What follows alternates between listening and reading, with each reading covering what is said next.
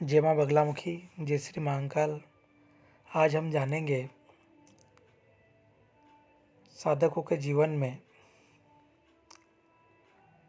गुप्त नवरात्रि का महत्व।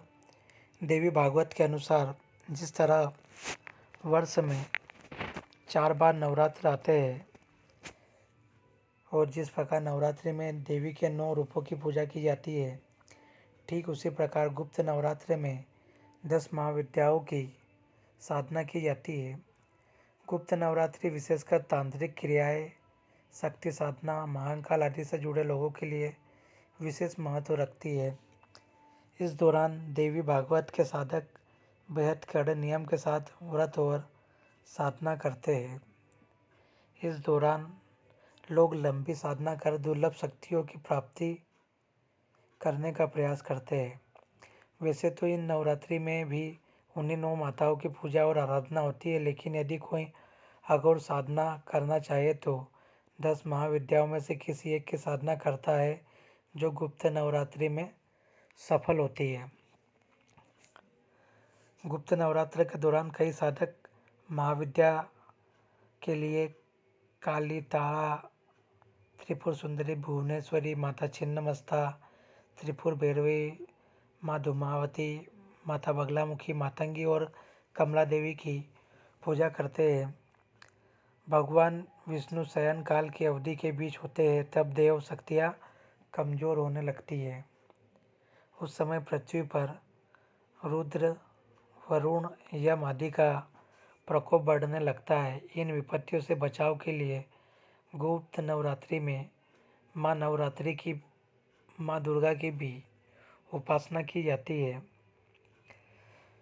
गुप्त नवरात्रि पर्व के दिनों में साधक सुबह जल्दी उठकर दैनिक कार्यों से निवृत्त होकर स्नान करने के बाद स्वच्छ कपड़े पहने, देवी पूजन की सभी सामग्रियों को एकत्रित करें, पूजा की थाल सजाए, माँ दुर्गा की प्रतिमा को लाल रंग के वस्त्र में सजाए, मिट्टी के बर्तन में जौ के बीज बोए और नवमी तक प्रतिदिन पानी का छिड़काव करें। पूर्ण विधि के अनुसार शुभ मुहूर्त में कलश को स्थापित करें। इसमें पहले कलश को गंगा जल से भरें, उसके मुख पर आम की पत्तियां लगाएं और उस पर नारियल रखें।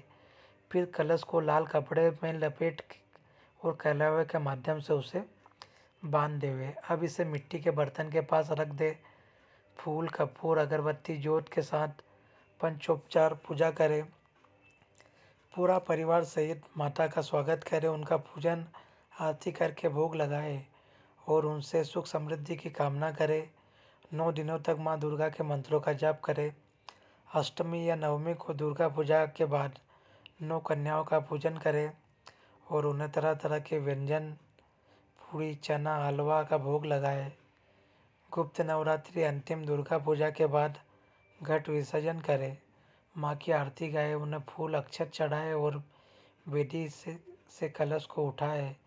इस तरह नवरात्रि के पूरे दिनों में माँ की साधना व आराधना करें। हाँ, अगर आप गुरुमुखी है तो गुरु द्वारा प्रदत्त मंत्रों को ही आप जाप करें। गुरु सानिध्य में आपको जो साधना का क्रम प्राप्त हुआ है उसे ही आप प्रयोग में लाए और आपके जीवन में आ रही समस्याओं से मुक्ति पाए। क्योंकि गुप्त नवरात्रा ही एक ऐसा माध्यम होता है जिसमें साधक अपनी शक्तियों को और प्रभावशाली और शक्तिशाली बना सकता है। इसीलिए गुप्त नवरात्र का महत्व साधक के जीवन में बहुत होता है। अभी गुप्त नवरात्रि चल ही रही है, इसके बाद में पुनः 30 मार्च से चैत्र नवरात्रि चालू हो जाएगी। अगर आप भी माता बगलामुखी की साधना आराधना करना चाहते हैं और क्रम दीक्षा से जुड़कर माँ से अपना तार जोड़ना चाहते हैं तो माँ की दीक्षा प्राप्त करें। जय माँ बगलामुखी, जय श्री महाकाल।